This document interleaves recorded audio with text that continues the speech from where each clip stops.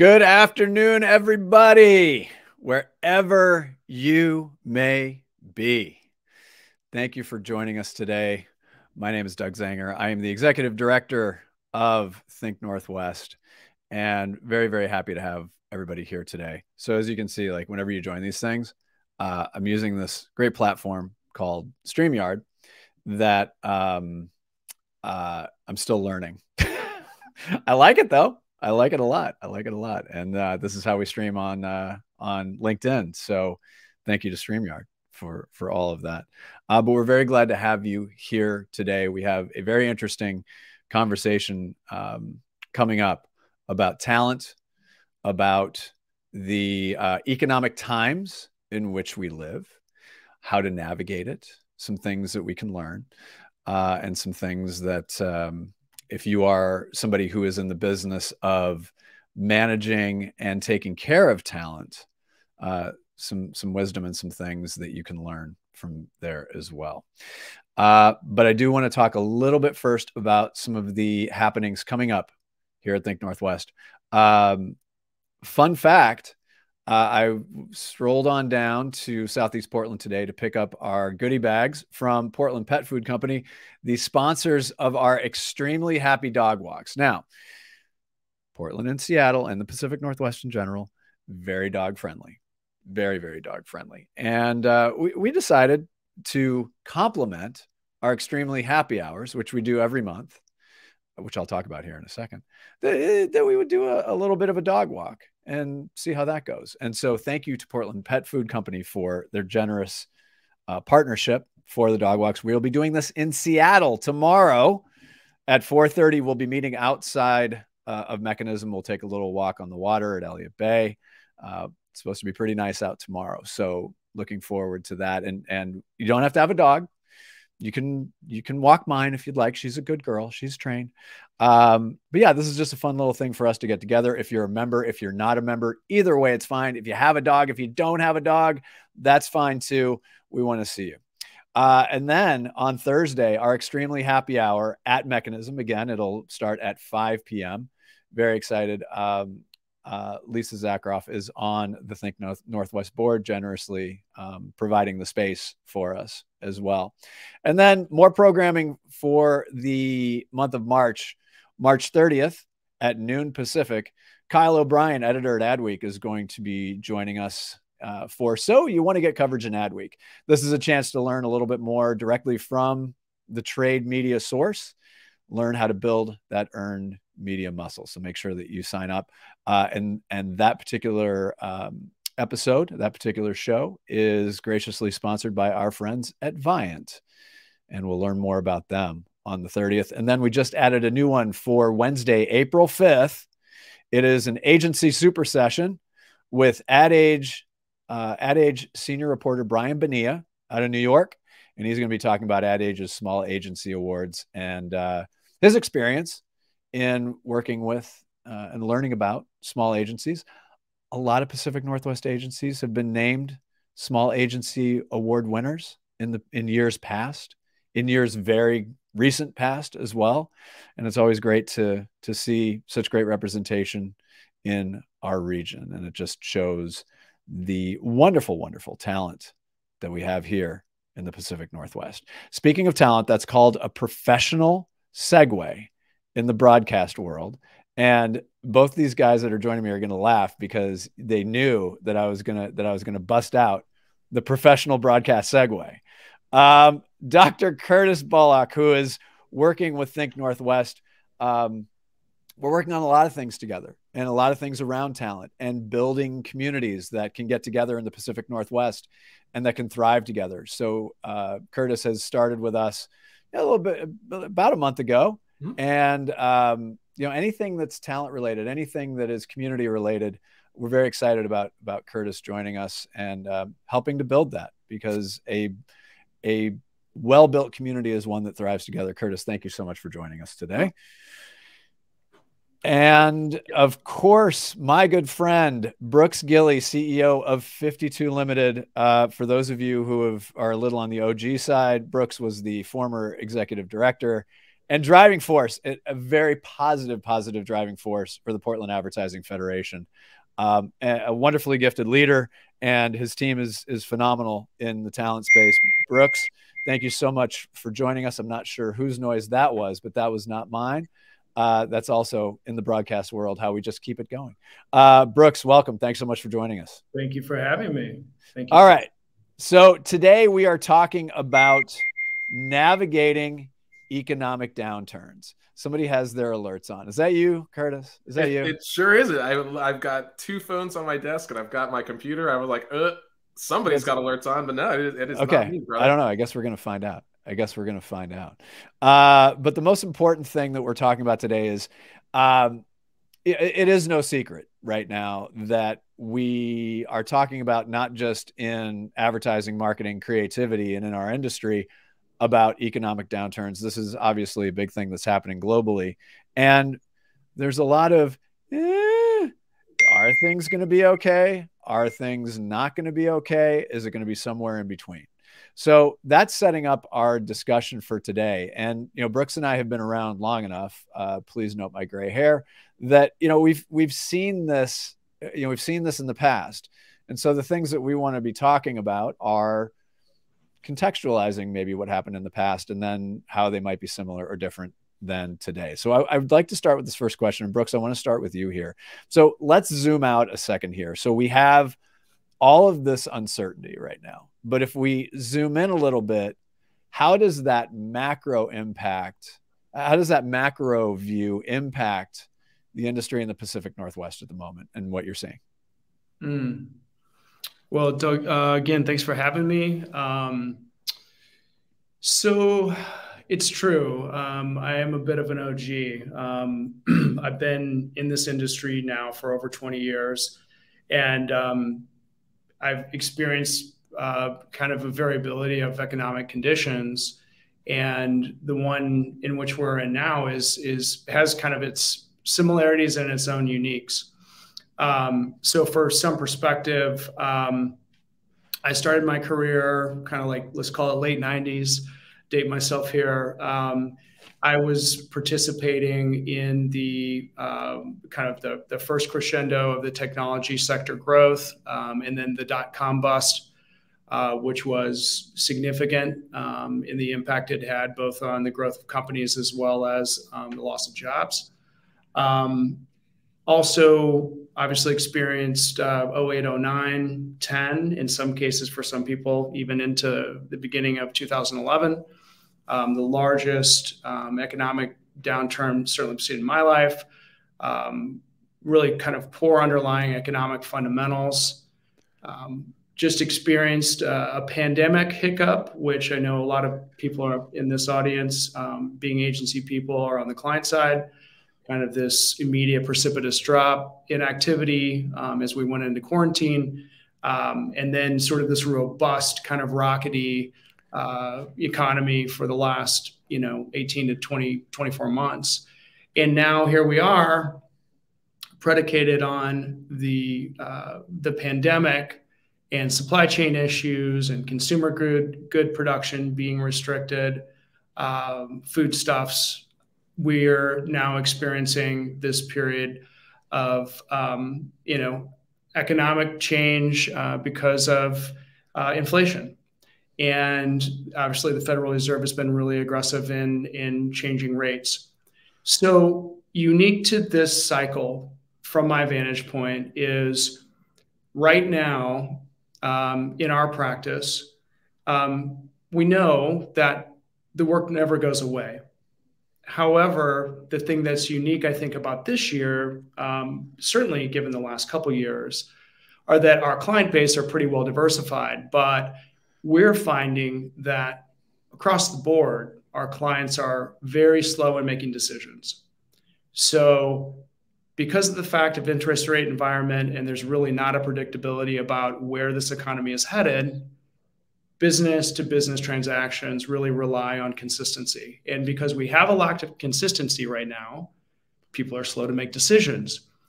We've obviously seen, for the first time since the dot-com bust, significant layoffs in the technology space. And, we have two clients at the end of the day. We have, our buying client that's looking for talent, and we also have talent, which is an equal, client of ours. And, unfortunately, right now we're in this part of the cycle where we're working with a lot of our talent who have been unfortunately laid off. We're doing a lot of career positioning with people right now. Where you want to be with your next opportunity, what are the skills that you have, doing a skill assessment with them. But I think my best hunch is that for the next probably quarter, we're still going to see a continued rate of layoffs. We're probably going to see some stickiness in spend. But what I'm hearing and what I'm kind of forecasting is that as we get into summer, things are going to start to loosen up. Right. And I think, so anyway, I think that's where we're headed, and that's why it's unique. I'm just pulling something up because we had sent out a survey from the Think Northwest newsletter, and what we were asking was you had mentioned decision making, which was really I mean it's got to be hard to make a decision right now. But I thought what was really interesting is somebody had sent a note saying, just bear with me, I'm just trying to find the thing.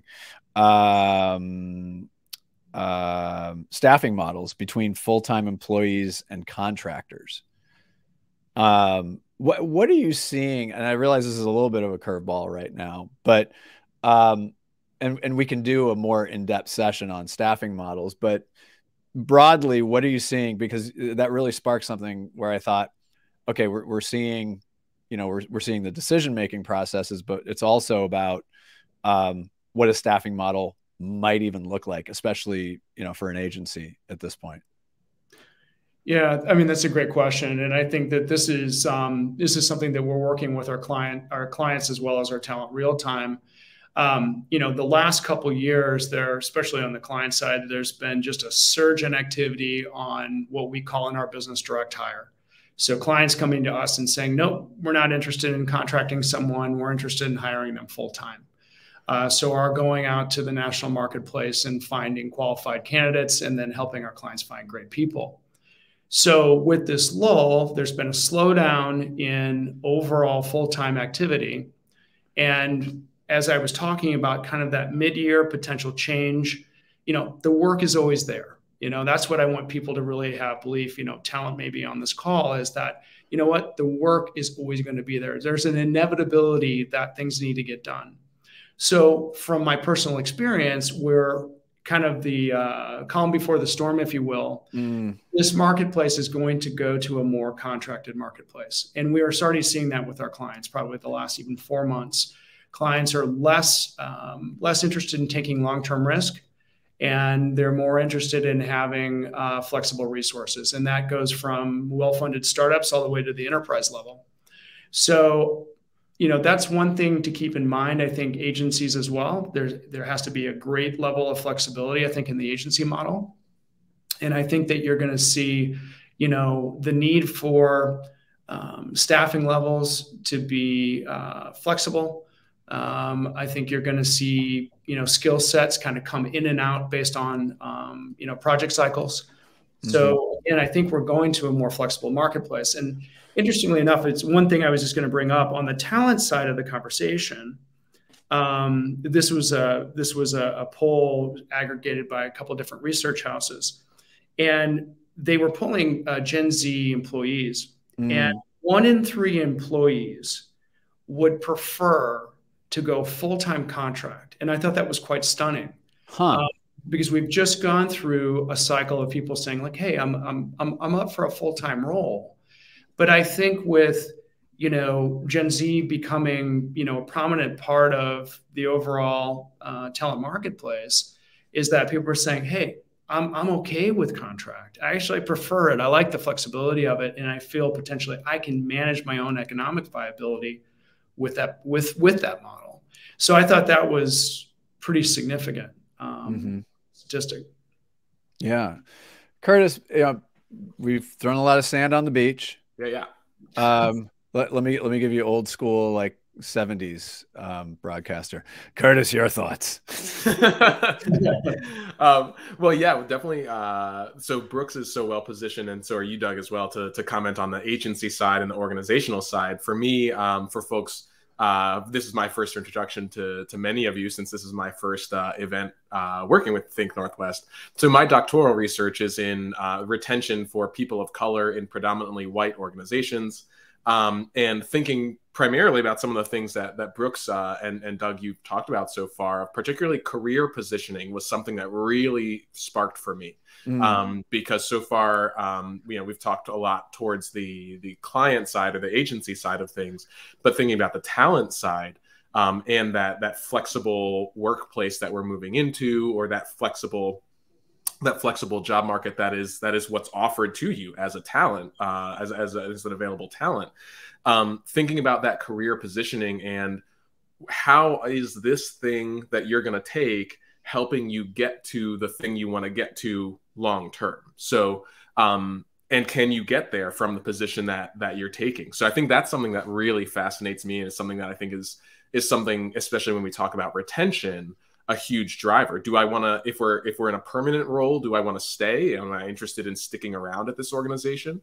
And that feeling of having a good, solid answer to, can I get where I want to get from where I am right now? So I want to be a marketing director. I want to be a whatever that role might be. Can I get there from the role that I currently have? If I feel like I can't, it's much more likely that I'm going to maybe look around for something else, maybe look around for another place to be. If I feel like I can, then that's going to maybe help me stick it out a little bit when, maybe, okay, there's some layoffs going on, but it's worth it for me to stick around here, even if things get a little stressful, or shift my roles or responsibilities shift a little bit, because, oh, wow, the way that my role shifted isn't a take away from what I wanted. It's actually potentially an addition that helps me get to that place I'm trying to go. So, so helping from the agency side of things, having those conversations with your team members about where do you want to be, and having a supportive conversation about where that trajectory could ultimately go, I think is really exciting. Yeah, and I think that what's interesting there is there's such a there's just a lot of energy, both negative and positive, right? So, for people that work with talent, so whether that's agency leadership, whether that's client side leadership, there may be some things that are, I don't want to say falling by the wayside, but we go through our day and a million things happen, and then we simply forget. And so what advice, and this is for both of you, we'll call this the jump ball. What advice do you have for whether it's agency or client side leadership on making sure that, we're trying to navigate the business side of this too, but really important that we make sure that our talent understands we really need to be focused in on this. What are some simple things that they can be thinking about and doing to maintain some positive momentum there? Brooks, do you mind if I jump in on that one? Yeah, please. Yeah, great.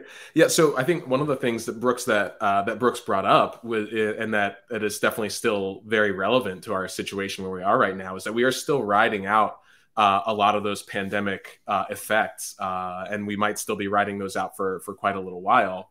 I started out my doctorate in 2019 is when I started.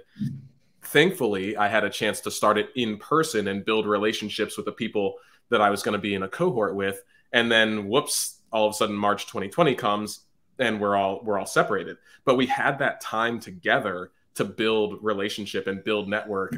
And that was really helpful for us moving forwards as we needed to collaborate and do all kinds of different things for our coursework, or rely on each other for support in our dissertation writing, things like that.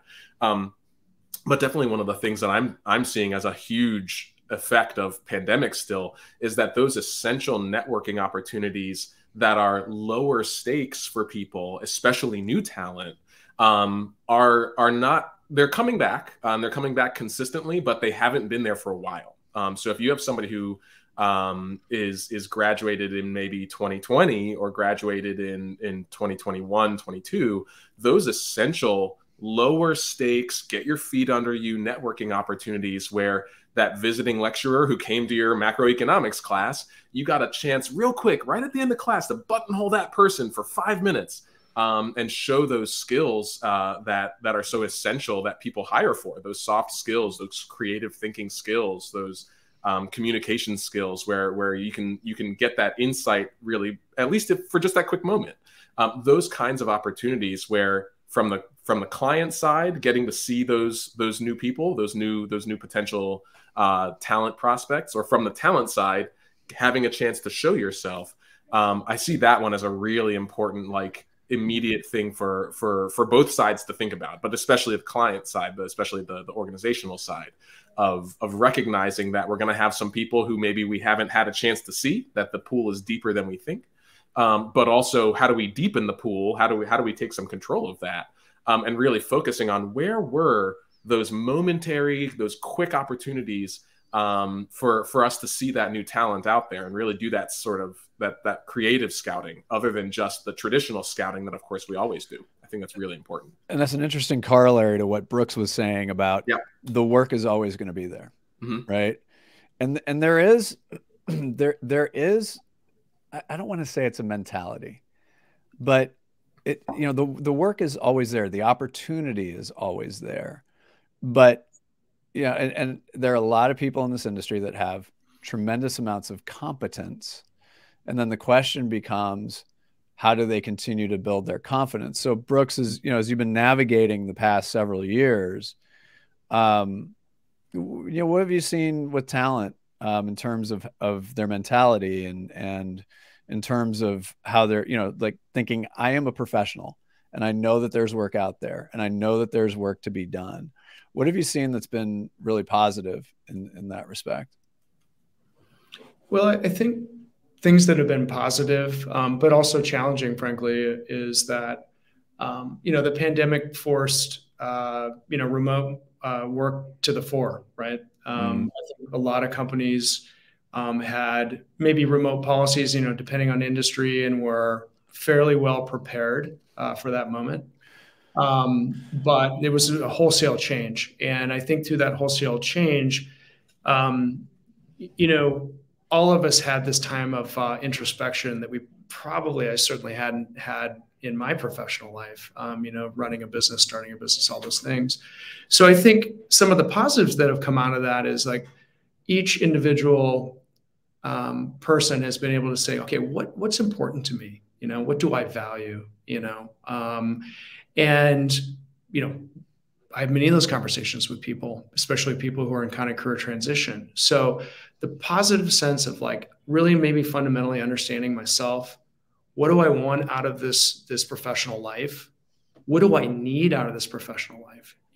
What are the logistic expectations I have? What does my head say? I have a mortgage, I have kids to put through school. But then I think dropping into, each individual's heart and saying, what inspires me? Why am I doing this? What gets me out of bed in the morning? And I think the pandemic was this gift of saying, maybe I'm misaligned. Maybe I'm from a core value standpoint, I'm not in the right organization.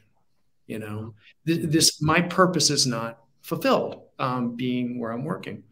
Or, I can't do 65 hours a week, and that's an expectation of the organization to work in. Or I'm working in a category, right? So I guess where I'm going with this is that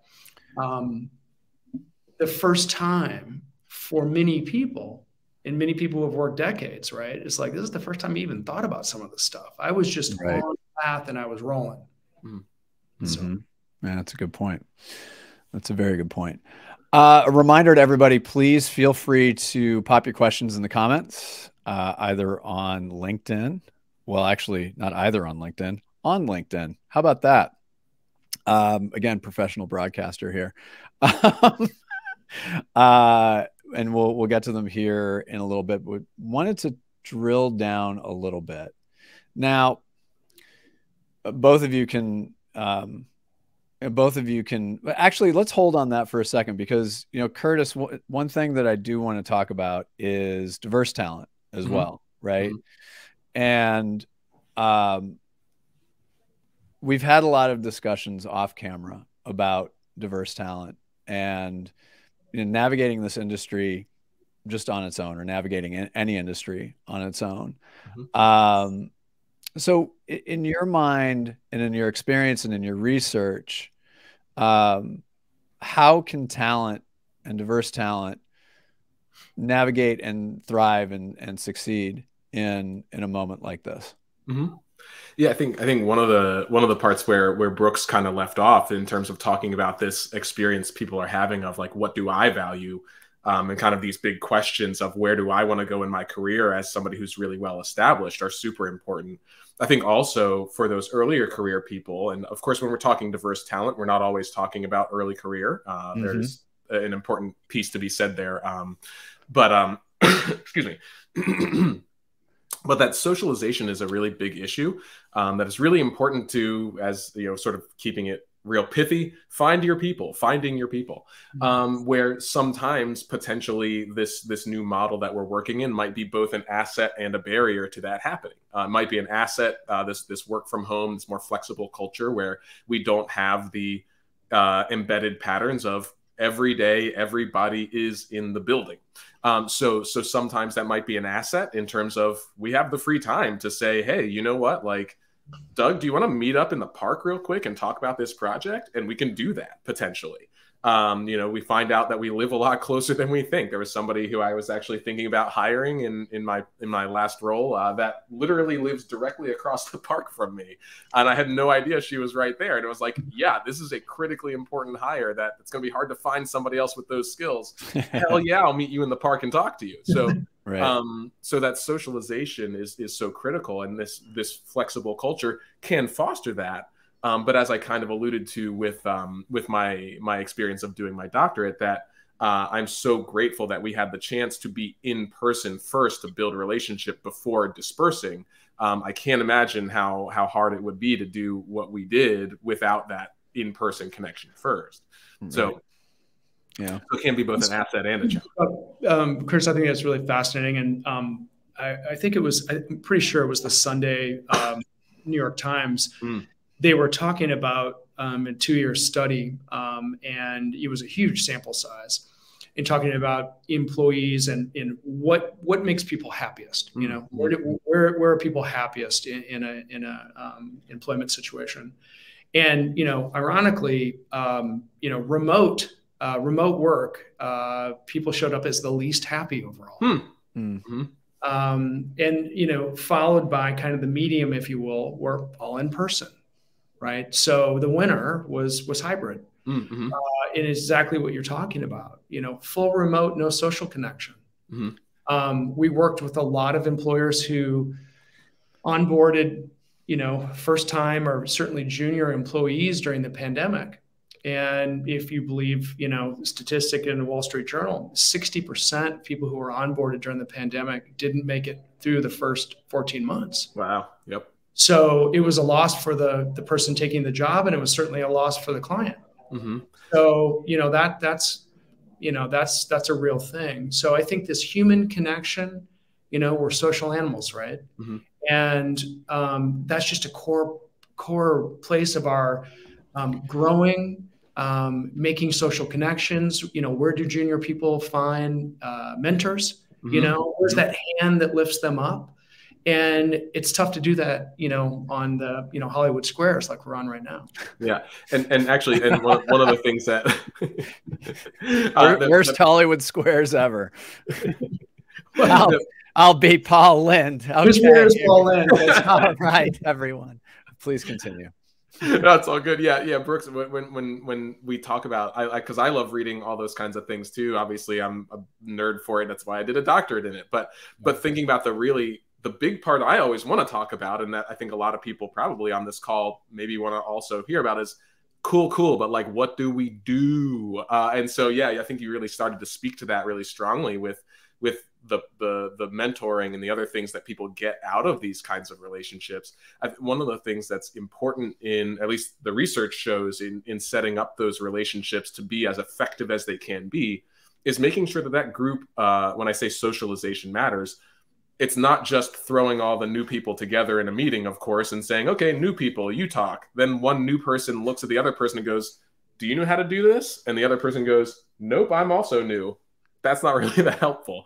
And so, Brooks, when you started to talk about the power of that mentorship connection, a really strong group, or one model of a very strong group, because there's more than one possible way here, but a really strong model that I've seen is a networking group where you have some novices and you have a couple experienced people, some veteran people who really know what's going on, who are not supervisory to those new people. They might be supervisory in maybe another area or some other thing, but they shouldn't be supervisory to those new people, especially because as we have a lot of new people maybe navigating some imposter syndrome or other things like that, because it can be both really exciting to be thrown in and be like, oh my God, I'm in person with, whoa, that's the person who has the role I want to eventually be in someday. It can be a little intimidating. It can foster some of that imposter syndrome sometimes for some people. And so being in a supportive network of people who are some new, who have experience, some people have experience, and especially at least one person, again, not a supervisory person, who really either has some decision-making power on their own or has the ear of the decision-making power person, can really build a network where I can be vulnerable. I can say what I don't know because I don't have to say it to my boss. I can get some answers because those veteran people are also in the room. I can start to build those networks of people who will help, cheer each other on, because, hey, you're new and you're so like, we're getting there. We're both on our ways where we're trying to go. So that can be great for that long-term relationship that builds a connection to that organization. Wow. Yeah. It's a great point. Points, plural. Let's get down to, and it can be very easy to Brooks used the word pithy earlier, so he gets 50 bonus points for that, first of all. It was the word of the day. This really is the Hollywood Squares. It kind of is, right? Yeah. I mean, listen, I'm not that far from being a game show host.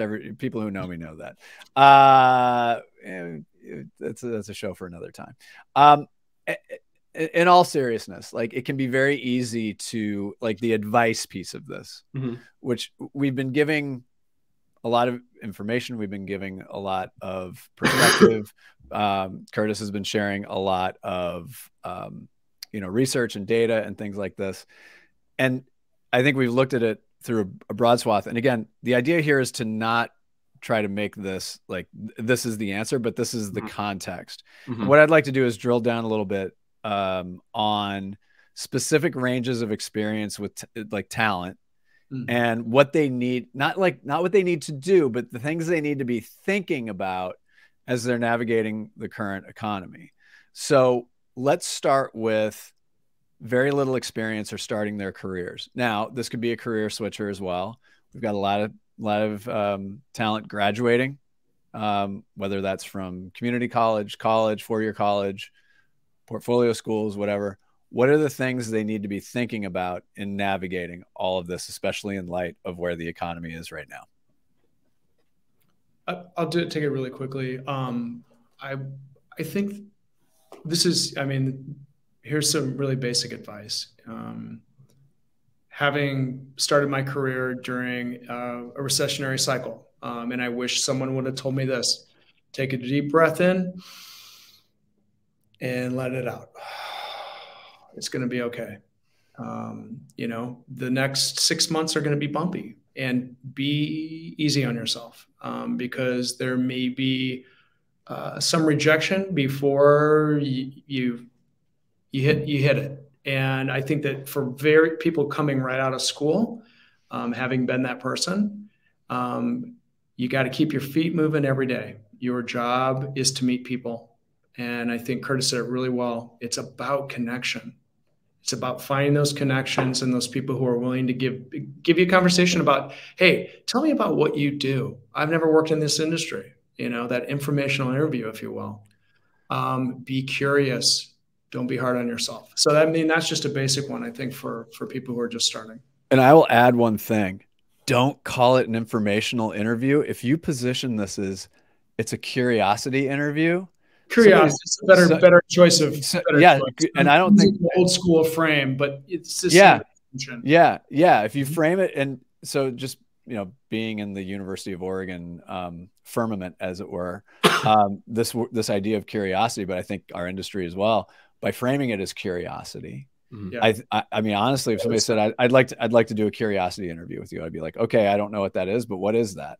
You got me. Informational interview could be hit or miss, but that's a I think that's one thing to think about if you're young or if you're new. Curtis, anything to add on very little experience starting their careers, young, new talent?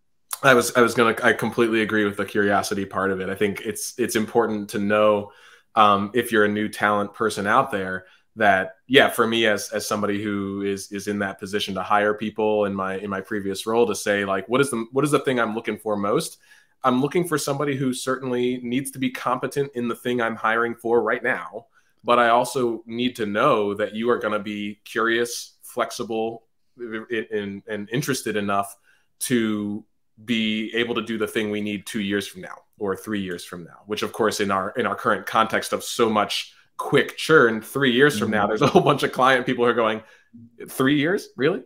Right. But we can keep that person if we can foster that interest, and to say, wow, I mean, me as a deeply creative person, I will stay somewhere if I feel like I have a place to breathe and explore that. And so fostering that creativity as talent to say like, yeah, I'm totally interested in seeing where things go and being open and flexible and curious. And also as the hiring side, that is the thing I want to know more than anything, is are you interested in remaining curious in what you do? Because that's where the real fabulous work is going to bloom. So. Yep. Let's move on to 1 to 3 years, because that's an interesting sweet spot, right? You're starting to get your sea legs a little bit, and you're starting to figure it out a little bit. Brooks, what they need to be thinking about as they're navigating the current economy. Well, it's really interesting. I was listening to Curtis about, this is probably, at least from an economic standpoint, not a bad time to be a little bit cautious. I was surprised going back to that study that I recently read. So last year, 41% of all employees wanted to make a move from their current job to a new job. So logic would tell you that in a down economy where there are, layoffs occurring and there's pullback occurring, that number would go down. No, it actually went up. That survey said 50% of all employees, comprehensive, 50% of all employees are strongly considering a move this year. Now, the buoyancy of the job market has been there, right? Many, many job openings for obviously certain skill sets. And, I would just say that from my experience, especially like agency, marketing roles, MarTech roles, we certainly have seen, some pretty significant layoffs in the tech sector. A little bit of caution, maybe not, just being very considerate about how you're approaching the job market and making sure that there's a place to leap, at least in the next 6 months. And I love that, Brooks. And I think that also, yeah, I can see that connection with one of the things I was sort of throwing in there earlier of as a new or early talent person, as that 1 to 3 year person, really having some idea of why are you doing this? Which actually, yeah, Brooks, you talked about that earlier with the things that people dealt with as they navigated pandemic. Why am I here in this role working 65 hours a week? What is this for? And so as a 1 to 3 year talent person, finding either somebody who you can, as that mentor, maybe bounce some ideas off of, or just looking through what people are looking for on LinkedIn as you look for that other job and you're browsing things, looking at those bullet points to say like, am I gathering the things that I need to make a good case that I can do this? Because sometimes, especially in this era where we're maybe still building those consistent networking opportunities, you might be an on paper only at first.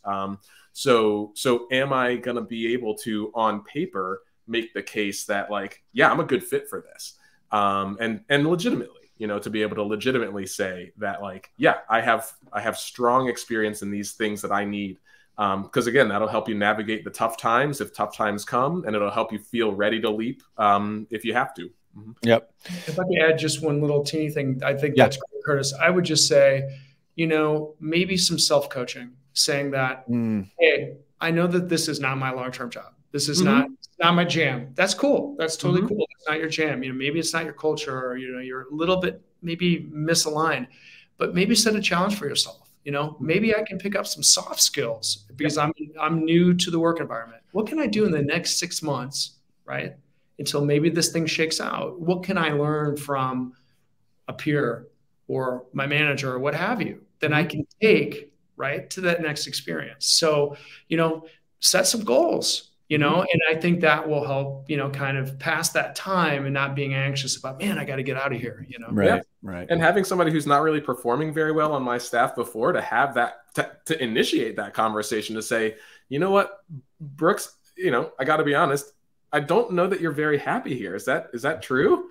And Brooks, are you not happy here? I mean, I know I'm on the, okay, go ahead. Sorry, Curtis. That's all good. But then to initiate that conversation so that this time period of transition isn't a waste. You know, I need to have, you know, some, like, the work, as you said, Brooks, still needs to get done. And so if I have a person who's, maybe I can tell they are not feeling it, this is not the place for them, to be open and have that honest conversation, that hopefully will help them feel like, okay, the next 6 months as you transition are worth your time. So the work that you're going to do in that time is going to be of a higher quality because we've identified some reasons why you're doing it. So it might be a slog for right now, but it's a slog for these reasons, and it's going to pay off.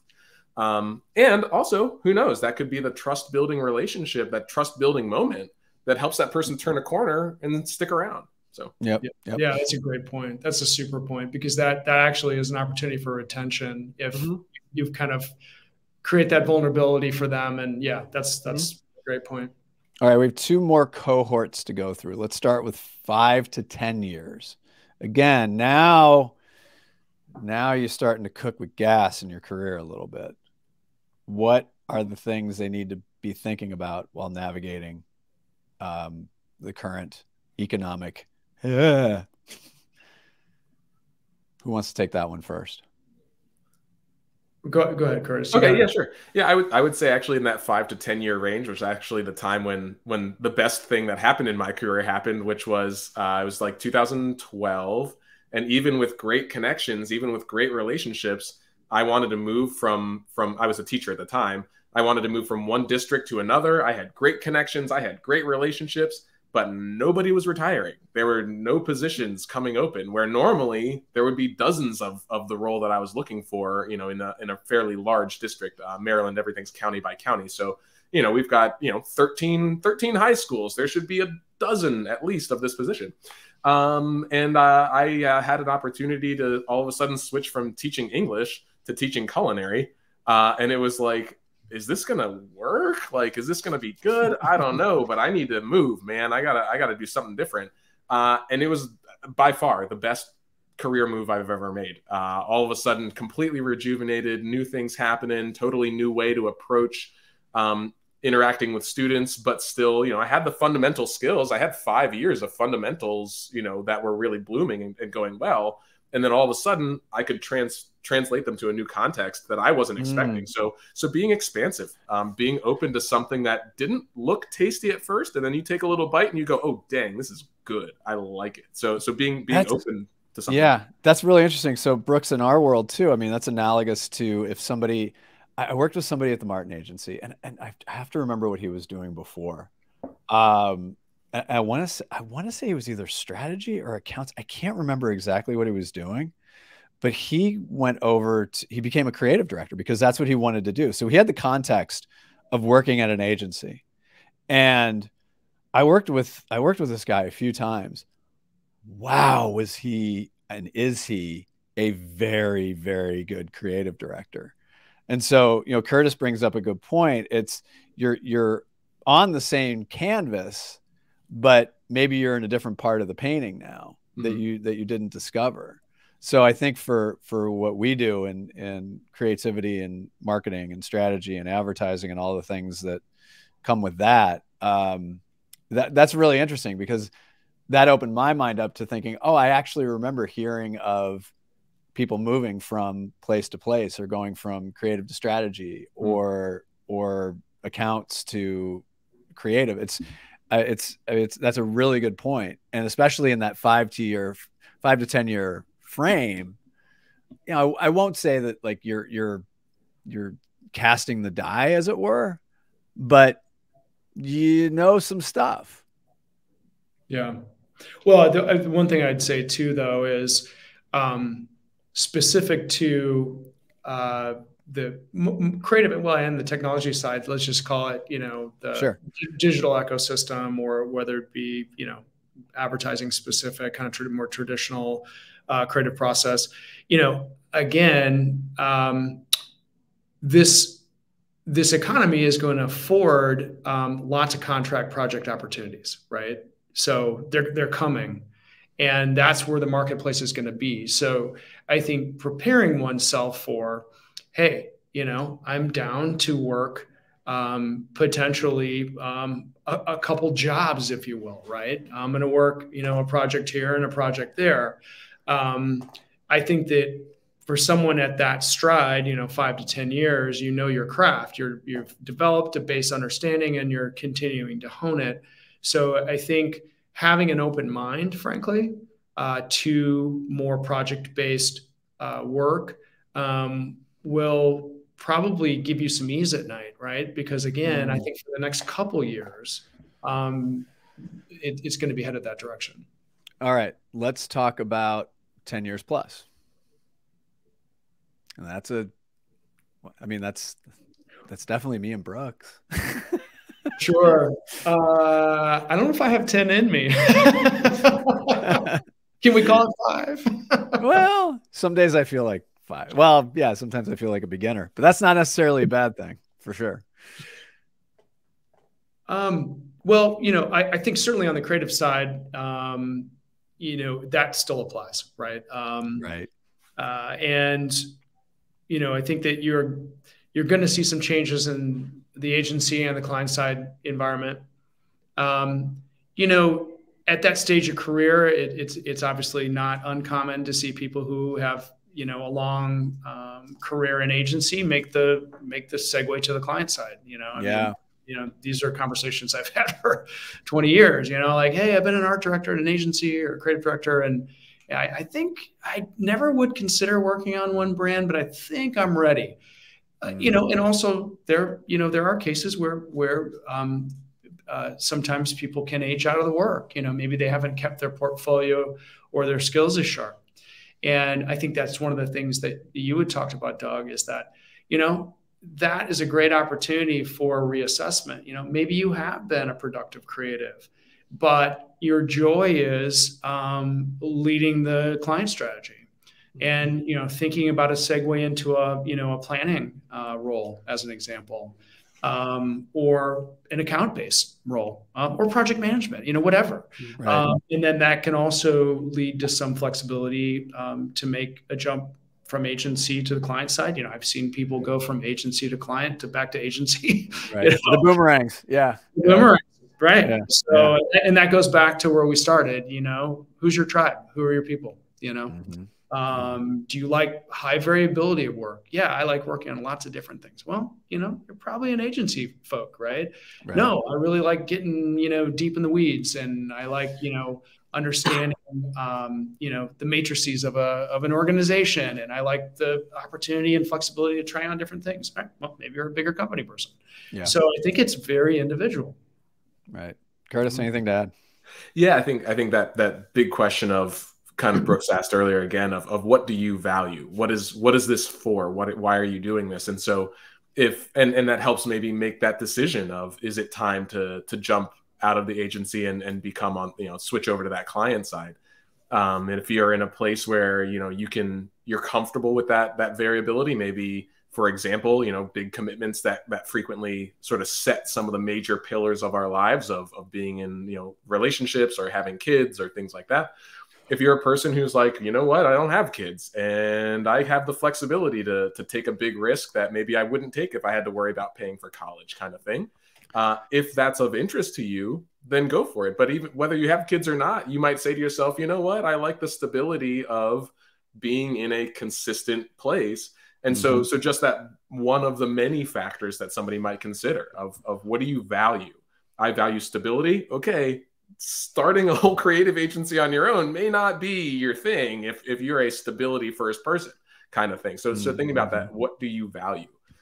It's just such an important question at this time. And I know that you value cycling, as does Brooks. So there we if go. we take a look at your background there, and we'll hold that for another time because that is an outstanding background. Brooks, room rater, 10 out of 10. Brooks, I give you an 8 out of 10, and I give myself a solid 4 because it's like I still have I need a green screen. Curtis, definitely, like, since we're playing Hollywood Squares, I don't know what bonus points you get, but you're definitely the background for sure. Oh no, that's been noted. That's been noted. Also noting, I always try to wear some Pacific Northwest finery whenever we do these. So for those of you outside of the Pacific Northwest, this is our little cultural moment. This is Ground. They are a coffee roaster and a wonderful coffee shop in Hood River, Oregon, the place that I hope to retire. My favorite place in Oregon. Yeah, me too. Hey man, we'll see each other there. Yep. Let's start an agency. No. Oh my God, we already did. But to both of you, thank you both so much. Curtis, Brooks, we'll have you hang out here for just 1 second. I'm just going to take care of a little bit more business, but thank you so much for the time. And then to all of you for joining us today, a reminder that we have the Extremely Happy Dog Walk in Seattle and the Extremely Happy Hour. That is Wednesday, the 22nd of March, and Thursday, the 23rd of March. So if you're watching this later, we'll see you in Seattle next time. On Thursday, March 30th at noon Pacific. So you want to get coverage in Ad Week with Kyle O'Brien. And then on Wednesday, April 5th, noon Pacific time, the Agency Super Session with Ad Age's Brian Bonilla talking about Small Agency Awards.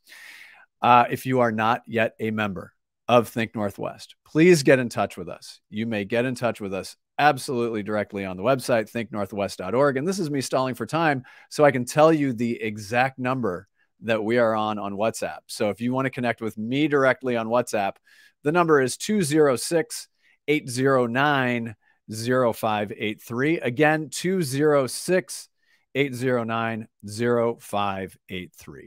On behalf of everybody at Think Northwest, including our wonderful board, who I send love to all the time, I want to thank you so much for joining us, and hopefully we'll see you at an event, and we will see you next time.